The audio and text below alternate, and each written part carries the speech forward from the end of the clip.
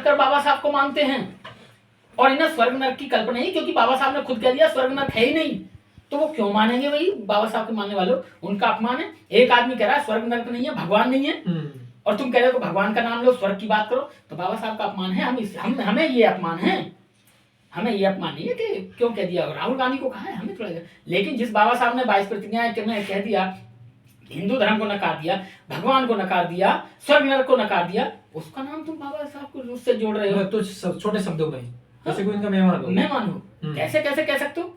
ऐसा नहीं चलेगा। लेकिन इसका हर्जाना बीजेपी को, आरएसएस को भुगतना पड़ेगा, मोदी को खुद भुगतना पड़ेगा। वैसे तो आने वाले अब 15 साल रह जाएंगे, मोदी रह जाएंगे, लेकिन उसके बाद वो चुनाव नहीं लड़ेंगे।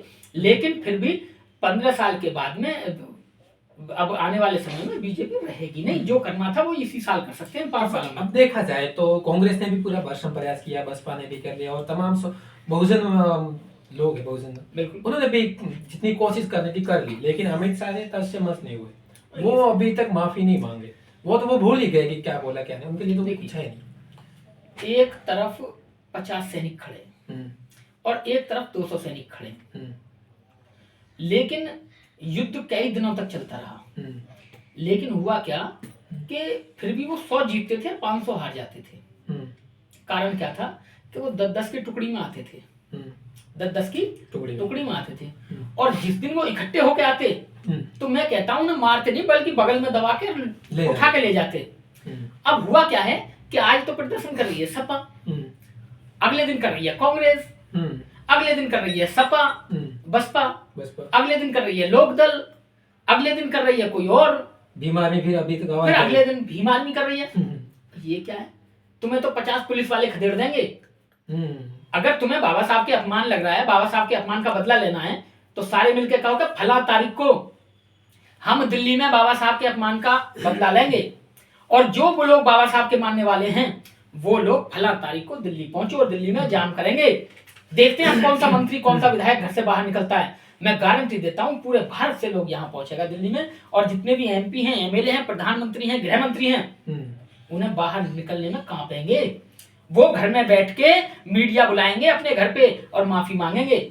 लेकिन क्या है, ये राजनीतिक लोग हैं, वो चाहते हैं कि ये कुछ कहें और हम उसको मुद्दा बनाएं, और वो चाहते हैं कि ये कुछ कहें, हम उसका मुद्दा बनाएं।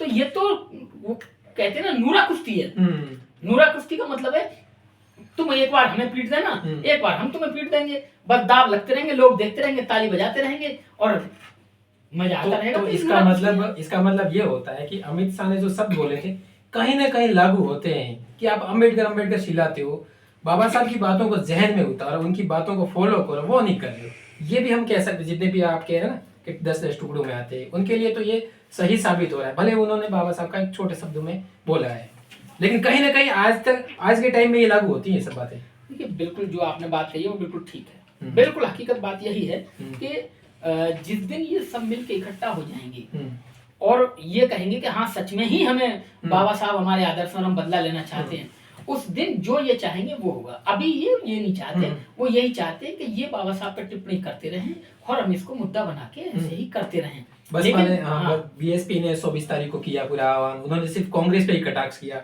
अब यूपी में देख लो, यूपी में मान लिया बीएसपी ने किया, क्या जरूरत थी तुम्हें तहसील पे करने की?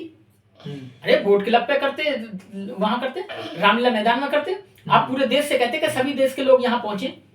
मैं कहता हूँ बहन जी नहीं कहती, चाहे उनके जो हाँ आकाश जो भी हैं वो कहते, लोग एक एक आदमी पहुंचता। तुम कह रहे अपनी तहसीलों में पहुंचो, तहसीलदार पहुंचाएगा उनके ज्ञापन को प्रधानमंत्री तक। तहसीलदार किसको देगा अपना ज्ञापन लेके? डीएम को देगा। डीएम किसको देगा? अरे ज्यादा अपने मुख्यमंत्री तक पहुंचा देगा। उससे आगे मुख्यमंत्री क्यों पहुंचाएगा वहां अपने प्रधानमंत्री के पास?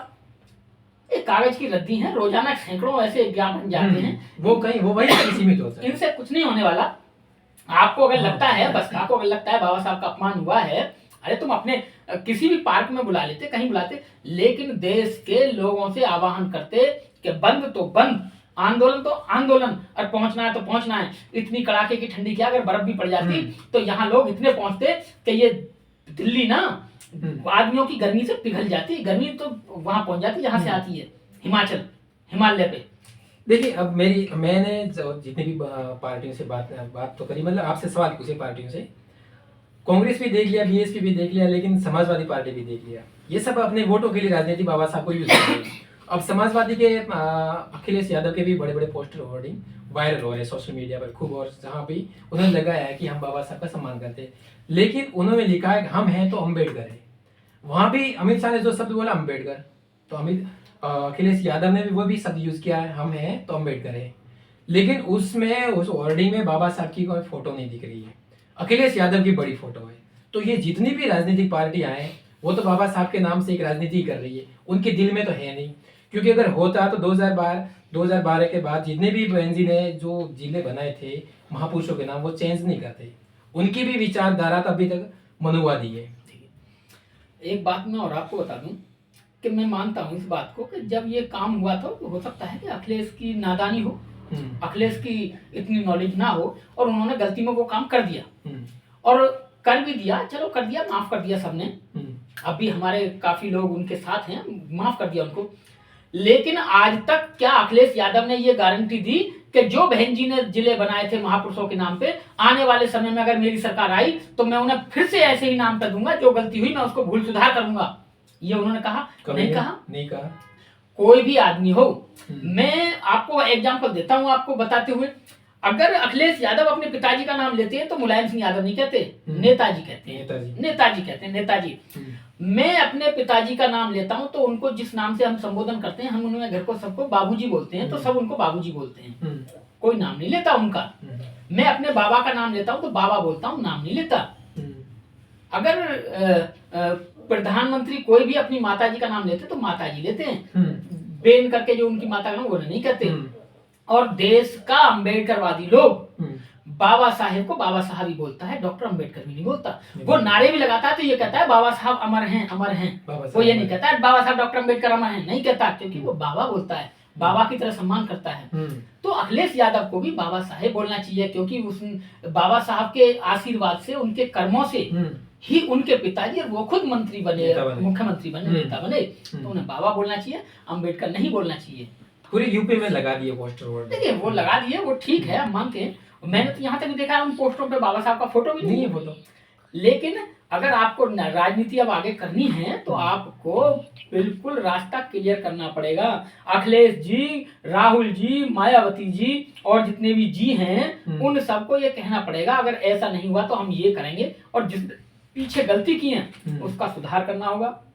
बिल्कुल। अखिलेश को लगता है कि आने वाले समय में हम आएंगे तो और मुझे इनका सहारा मिले, तो उन्हें कहना होगा कि मुझसे गलती हुई, उस समय मैं नादान था, मुझे इतनी समझ नहीं थी, मैं अपने आप को क्षत्रिय समझ रहा था उस समय, और मुझे तो इन्होंने बता दिया मैं शूद्र हूँ, और अब मैं शूद्र हूँ तो मैं शूद्रों की भलाई के लिए ये काम करूंगा। कौन से काम?